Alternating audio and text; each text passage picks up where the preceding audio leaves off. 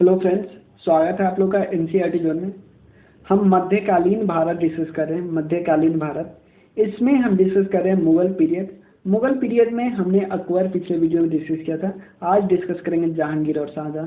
इसके अलावा लूसेंट का आपको हिस्ट्री कंप्लीट है, मॉडर्न कंप्लीट है, एंशियंट कंप्लीट है, मिडाइवल का यही 2 पार्ट बचा हुआ है। एक जो इसमें, इसके बाद औरंगजेब होगा, उसके बाद एडमिनिस्ट्रेशन ऑफ मुगल, उसके बाद मराठा डायनेस्टी, मराठा स्टेट खत्म। उसके बाद हमें डिस्कस करना है, ज्योग्राफी हमारा चल ही रहा है, फिजिक्स भी चल रहा है। फिजिक्स आज हमने डिस्कस किया, फ्लोटेशन बहुत अच्छे से। तो आप बताइए कि कैसा लग रहा है। क्लियर। तो इसमें हम डिस्कस करेंगे जहांगीर और शाहजहां के बारे में। क्लियर। तो सबसे पहले हम बात करते हैं मुगल पीरियड में।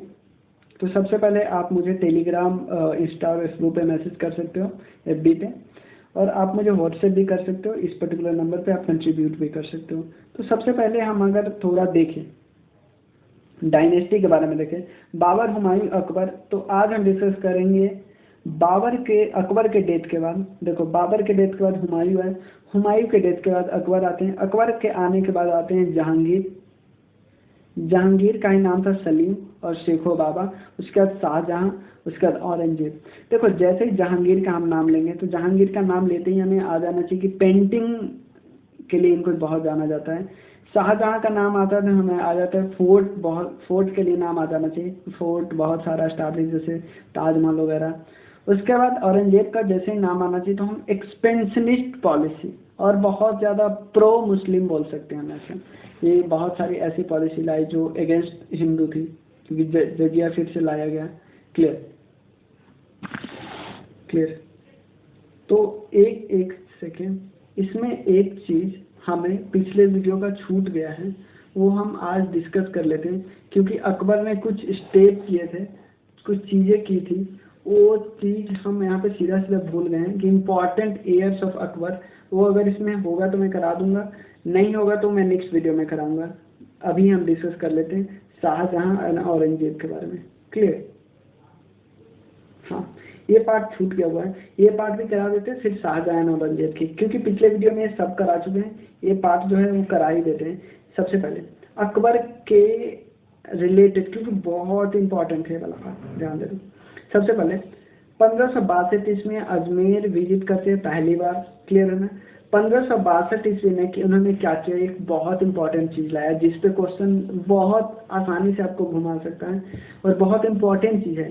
क्योंकि जनरली क्या होते थे, वॉर में जो प्रिजनर होते थे, हम बार बार उसको क्या करते थे, मुस्लिम रूलर स्लेव बना लेते थे। स्लेव बना लिया, धर्म परिवर्तित करवा दिया, ऐसे ऐसे चीज सबको बैन करवा दिया सब। उसके बाद 1563 ईस्वी में उन्होंने क्या किया, पिलग्रिमेज टैक्स, कोई अगर जा रहा है मंदिर मस्जिद कहीं भी जा रहा है, वहां पर टैक्स देना पड़ा। ये तो बहुत मतलब गलत होता है ना, तो वो टैक्स बंद करवा दिए। जजिया बंद करवा दिया। जजिया का मतलब होता है नॉन मुस्लिम अगर इस राज्य में रहेंगे तो टैक्स देंगे, बस। उसके बाद फतेहपुर सिकरी को उन्होंने फाउंडेशन किया 1571 ईस्वी में, क्योंकि फतेहपुर सिकरी के जो थे शेख सलीम चिश्ती, उनके आशीर्वाद से इनको बेटा हुआ था जिनका नाम था जहांगीर। जहांगीर को सलीम या शेखो बाबा बोलते हैं। उसके बाद मनसबदारी सिस्टम को इंट्रोड्यूस किया 1574 ईस्वी में, जिसमें रैंकिंग दिया जाता है ऑफिसर को। उसके बाद इबादत खाना बनाया गया 1575 ईस्वी में। क्लियर है ना, कि पूजा करने आते हैं सब धर्म वाले लोग। एक जगह था, स्पेस था, वहाँ पे सब धर्म के लोग अपने अपने भगवान की पूजा करने आते थे। वो बहुत बड़ा प्लेस था कि वहाँ पे कोई भगवान की पूजा कर रहा है, कोई नमाज पढ़ रहा है, ऐसी ऐसी बातें होती थी वहाँ पे। पार्लियामेंट ऑफ रिलीजन इन इबादत खाना, पार्लियामेंट की रिलीजियस बातों पे, क्योंकि अकबर खुद बहुत पढ़े लिखे नहीं थे, लेकिन रिलीजियस बातों पे डिस्कशन करते थे। डिस्कशन इन द सेंस सुनते थे, हम ऐसे बात बोल सकते हैं कि बहुत लोग, जैसे सारे रिलीजन के मेन इंपॉर्टेंट इंसान को बुला लिया और फिर वहाँ पे डिस्कशन करवा रहे। डिस्कशन करने से बहुत कुछ सीखेंगे ही ना भाई, तो वो होता था। मजहर का प्रोक्लामेशन किया इन्होंने। जिस मजहर किसके द्वारा लिखा गया, फैजे के द्वारा। फैजे और अबुल फैजल भाई है, पता होगा। 10 साला बंदोबस्त, जो कि एक टैक्सिंग सिस्टम थी, टैक्सेशन सिस्टम थी, 10 साला बंदोबस्त, जिसको टोडरमल ने स्टार्ट किया था वो उसको इंट्रोड्यूस किया 1580 में। दीन इलाही या हम बोल सकते हैं तौहीद इलाही, जो एक धर्म था, क्योंकि इतना डिस्कशन करते थे, सभी धर्म से अच्छे अच्छे पॉइंट को उठाया, उन्होंने एक नया धर्म डाल दिया जिसको हम दीन इलाही और तौहीद इलाही बोलते हैं। 1582 ईस्वी में स्टार्ट किया। उसके बाद इलाही संवत या कैलेंडर एक नया स्टार्ट किया 1584 ईस्वी में, और एक यार्ड यानी हम बोल सकते हैं जमीन नापने का यंत्र जो है इलाही गज स्टार्ट किया इन्होंने 1587 ईस्वी में। क्लियर। अब बात करते हैं हमारा जो आज का जो टॉपिक मेन करना है, शाहजहां और जहांगीर के बारे में। जहांगीर सबसे बड़े बेटे थे अकबर के, सलीम, जिसका नाम है शेखो बाबा, शेख सलीम चिश्ती जी के आशीर्वाद से। अकबर के डेथ होने के बाद ये राजा बनते हैं। इन्होंने 12 ऑर्डिनेंस लाए। सबसे बहुत सारे, देखो बहुत रेगुलेट करना चाहते थे, जस्टिस से इनको बहुत प्यार था कि लोगों को न्याय मिलना चाहिए। इन्होंने एक जंजीरें आदर लगा दी, क्योंकि इनको मान लो एक घंटी है, यहाँ पे एक जगह स्पेस है जहाँ से खींचने पे जंजीर को खींचने पे घंटी बजाती, और घंटी इनके दरबार के पास था। जैसे ही घंटी बजती तो ये क्या करते थे, अपने दरबारियों को या अपने ऑफिसर को भेज दे कि जाओ देखो कोई प्रॉब्लम में तो नहीं है, कोई प्रॉब्लम में होगा तो उनका जाओ समाधान करो। तो इन्होंने जंजीरें आदर खोजा, चैन ऑफ जस्टिस बोलते हैं, आगरा फोर्ट के पास, ताकि रॉयल जस्टिस जो पाने वाले, जो सीकर्स है रॉयल जस्टिस को, उनको मिले। उसके बाद 1611 ईस्वी में कितना क्या होता है, जहांगीर शादी करते हैं मिहास उल निसा से। ध्यान देना, मिहास उल निसा से, जो कि विडो थे किसके, शेर अफगान के विडो थे। और शेर अफगान कौन था, पर्शियन नोबलमैन था बंगाल का। क्लियर है ना। एक शेर अफगान था जो कि पर्शियन नोबलमैन था बंगाल का। उसके मरने के बाद उसकी पत्नी से शादी करते हैं मिहास उल निसा से, और उसको एक टाइटल देते हैं, मिहास उल निसा को एक टाइटल देते हैं नूर जहां। नूर जहां, ध्यान देना, नूर जहां के लिए बोला जाता है कि वो स्टेट में बहुत ज़्यादा इन्फ्लुएंस करती थी। मतलब कि अगर कोई डिसीजन ले रहा है जहांगीर, तो इसमें आप मान सकते थे कि जहांगीर के डिसीजन बहुत बड़ा रोल किसका है, नूर जहां का। क्लियर है ना।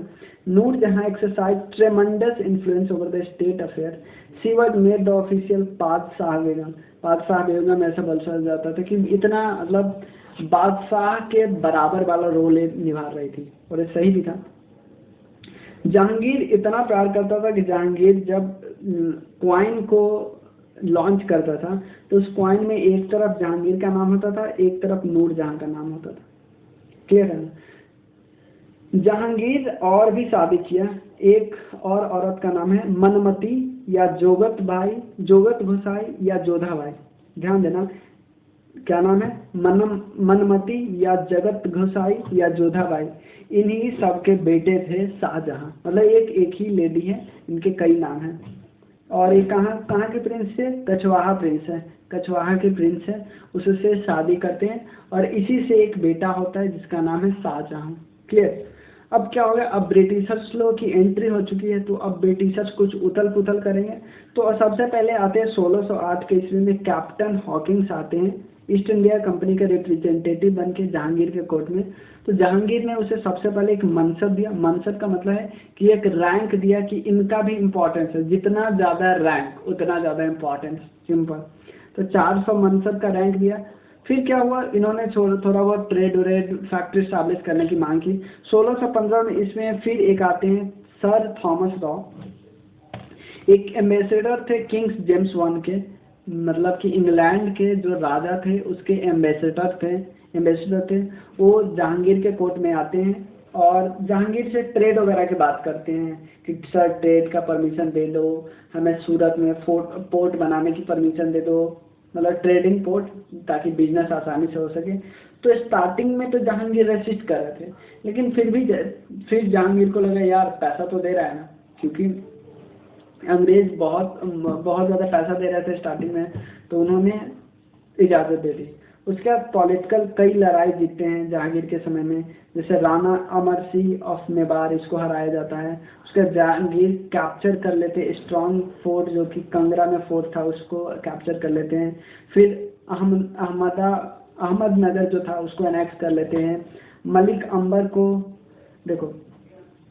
अंबर ceded back to the Mughal the territory of Balaghat, इसको लौटा देते हैं मलिक अंबर। उसके बाद इनके रेन में क्या होता है, सबसे है बहुत ज़्यादा रिवोल्ट भी होता है। देखो एक तरफ तो इनके रीजन में कई लोग आए, मतलब इनका रीजन हम ऐसा बोल सकते हैं कि बहुत ज़्यादा डाइवर्सिफाई वाला था, कि एक तरफ तो इंग्लैंड भी आ गया इधर, एक तरफ सिख गुरु का भी रोल इम्पोर्टेंट हो रहा है। सिख गुरु इनके बेटों का सपोर्ट करते हैं सिख गुरु, तो इन्होंने सिख गुरु को ही मरवा दिया। क्लियर है ना, एक तरफ ये जस्टिस की बात करते हैं और दूसरी तरफ अपने बेटों को मरवा रहे हैं और इवन सिख गुरु को ही मरवा दे रहे हैं। हाँ, his rain was marked by several reward, और उसके बेटे, इनका एक बेटा था जिसका नाम था खुसरो, जिनको पैट्रोनेज मिला था सिख गुरु का, 5वें सिख गुरु जिनका नाम था अर्जुन देव। तो खुसरो को सपोर्ट मिला था किसका, अर्जुन देव का। तो इसको लगा यार हमें तो अर्जुन देव जी का हमें सपोर्ट मिला, हम तो रिवोल्ट कर ही देते हैं। तो उसने रिवोल्ट कर दिया जहांगीर के खिलाफ। अर्जुन देव जी को सेंटेंस, फांसी की सजा दी गई। क्यों? क्योंकि उसने जहांगीर के रेबल बेटे का साथ दिया था। ड्यूरिंग लास्ट पीरियड खुर्रम जो कि शाहजहां थे, सन ऑफ जहांगीर, एंड महादब Khan, military general of Jahangir, इन्होंने भी रिवोल्ट करना शुरू कर दिया। मतलब खुर्रम जो कि शाहजहां थे, सन ऑफ जहांगीर, और महादब खान, ये सब क्या करे, रिवोल्ट कर दिए। मतलब शाहजहां कब किया, 1622 से 25 के बीच। महाबत खान कब किया, महाबत खान करते 1627, 26-27 के आसपास। तो अब देख रहे हो टाइमलाइन आ गया इनके जाने का। तो इनके जाने का आ रहा है, तो इस समय रिवोल्ट बार बार हो रही है कि इनकी कैपेबिलिटी पे शक हो रही है, तो इनको जाने का समय आ गया है। उसके बाद उन्होंने मेमोरीज में, ही रोट हिज मेमोरीज, अपनी किताब लिखते हैं तुजुके जहांगीरी, किस लैंग्वेज में, पर्शियन में, और उनको दफना दिया जाता है लाहौर में। क्लियर। अब बात करते हैं शाहजहां की। शाहजहां जो थे वो जगत गोसाई और जोधाबाई जो थे, राजा जगत सिंह के बेटी थी, इनके बेटे थे। मतलब इनके बेटे थे शाहजहां, पापा तो वही थे, जहांगीर है। शाहजहां गद्दी पे बैठ जाते 1628 में, पापा के डेथ के बाद। इनकी सबसे, he was best known for his Deccan and foreign policy के लिए बहुत जाना जाता है। He first thing was that he had face a revolt in Bundelkhand. सबसे पहले बुंदेलखंड से इन्होंने रिवॉल्ट को झेला। जुझार सिंह बुंडेला ऑफ ओरछा 1628 से 35। उसका डेक्कन से रिवॉल्ट झेलते हैं, कि डेक्कन में कौन, खाने जहां लोधी, ये रिवॉल्ट कर रहे थे, जो कि गवर्नर थे डेक्कन के। उसके बाद क्या होता है, 3 साल बाद, 3 ईयर आफ्टर हिज एक्सेशन, इनकी जो प्रिय पत्नी थी मुमताज महल, जिसका ओरिजिनल नाम था अंजुमन बानो, इनकी डेथ हो जाती है 1631 में। ये पूरा सेटबैक में चले जाते हैं। और तभी उन्होंने उनकी मेमोरी में, अपनी पत्नी के मेमोरी में ताजमहल बना देते हैं 1632 से लेकर 1653 ईस्वी के बीच। क्लियर है, टाइम लगता है बनाने में। 1631-32 में क्या होता है, ही डिफीटेड पुर्तगीज, क्योंकि आ चुका था कब का, 1498 में ही आ चुका था। तो इन्होंने पुर्तगीज को हरा दिया, विदेशी को हरा दिया। तो इनकी फॉरेन पॉलिसी में आपको देखने वाली है कि रिवोल्ट भी हो रहा है डेक्कन की तरफ, फॉरेन के लोगों को भी हरा रहे हैं, फॉरेन की पॉलिसी भी इनका देखने वाला है। In addition to Jahangir Empire, Nizam Shahi dynasty of Ahmednagar was brought under Mughal control by Shahjahan। जो निजाम शाही, देखो आपको पता है, आप अगर बहमानी किंगडम वाला मेरा वीडियो देखोगे तो उसमें आपको पता है कि उसमें कई डायनेस्टी थी। उसमें एक डायनेस्टी थी निजाम शाही डायनेस्टी। कहाँ पे, अहमदनगर। अहमदनगर भी एक पार्ट है, जैसे बिरार वाला जब पार्ट है, उसी तरह एक पार्ट है बहमानी किंगडम का। तो यदि मुगल के कंट्रोल में आ जाता है 1633 के आसपास। देखो द डेक्कन सल्तनत ऑफ बीजापुर भी, गोलकोंडा भी, ये सब मान लेते हैं कि मेरे राजा तो अब है शाहजहां, अब हम इनकी अथॉरिटी मानते हैं, ये हमारे ऊपर है। उसके बाद क्या होता है, शाहजहां अपनी आर्मी भेजते हैं बाल्ख में, in order to secure the defence of north western of India. देखो होता क्या है, शाहजहां देखो नॉर्थ वेस्ट में, क्योंकि ये भी तो सेंटर बहुत ज़्यादा वनडेबल है ना नॉर्थ वेस्ट वाला, तो ये क्या करते हैं अपनी आर्मी को भेजते हैं कि ताकि वो वाला हम सिक्योर कर लें। तो शाहजहाँ कांधार को, ध्यान देना, कांधार को जीत लेते हैं 1638 में, लेकिन कुछ ही साल में कांधार को फिर से हार जाते हैं। क्लियर है ना? 1647 में। उसके बाद एक कांधार को कितना भी पाने का ट्राई करते रहते हैं, फिर भी कोई उनको सफलता नहीं मिलती। इवन प्रिंस मुराद, औरंगजेब, दारा सब जाते हैं, लेकिन कोई फायदा नहीं होता है। शाहजहाँ रेन को हम डिस्क्राइब कर सकते हैं, किसके द्वारा डिस्क्राइब किया गया है? वर्नियर के द्वारा, ट्रेवलनियर के द्वारा, और इटालियन ट्रेवल जिनका नाम है निकोलो मैनुकी। और देखो पीटर मुंडी बोलते हैं कि इस समय में बहुत बड़ा फेमाइन आया था, फेमाइन जो महामारी आया था शाहजहाँ के टाइम में। शाहजहाँ का जो ना, मैंने बोला ना कि जहांगीर का समय आपको याद रखने के लिए सिंपल याद रखो कि पेंटिंग और सिंगल पेंटिंग उन्होंने स्टैब्लिश किया था कि एक पेंटिंग में सिर्फ ऐसे जो फोटो आते हैं सिंगल वाला, वैसे पेंटिंग। फोर्ट की बात आती है तो जो अच्छे अच्छे फोर्ट है वो इन्होंने बनाए शाहजहाँ के समय में, और इन्होंने आर्किटेक्चर में बहुत इनका नाम है। रेड फोर्ट बनाया है, जामा मस्जिद बनाया है, ताजमहल बनाया है, ये सब आप देख सकते हो। शाहजहाँ का जब शाहजहाँ का जब हेल्थ खराब होने लगता है तो इनके बेटे आपस में लड़ने लगते हैं कि मैं राजा बनूंगा, मैं राजा बनूंगा, लेकिन इन बेटों में सबको हरा के राजा बनते हैं। औरंगजेब भी मर, विक्टर हुए जो है, मतलब 1658 में इसमें बन जाता है। और औरंगजेब उसके बाद क्या करता है, अपने पापा को जेल में डाल देता है कि उनकी हेल्थ खराब हो गई थी, ये पूरा पैसा खर्चा कर देते हैं।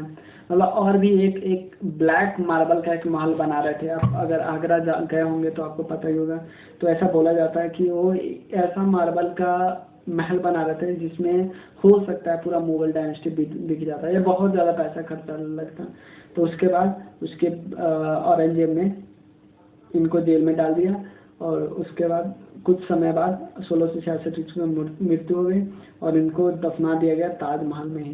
क्लियर है? ताजमहल में ही, क्योंकि उनकी पत्नी के याद में बनाया था, और उनको वहीं पे दफना दिया जाइए, वहीं पे रहिए। क्लियर है? इस नेक्स्ट वीडियो में हम डिस्कस करेंगे औरंगजेब के बारे में, बहुत इंपॉर्टेंट, और हमारा लास्ट टॉपिक हमारा ख़त्म हो जाएगा। उसके बाद औरंगजेब है, उसके बाद लेटर मुगल नाम देख लेंगे एक वीडियो में, और एडमिनिस्ट्रेशन है, कुछ बचा हुआ है। क्लियर? चलिए, थैंक यू सो मच।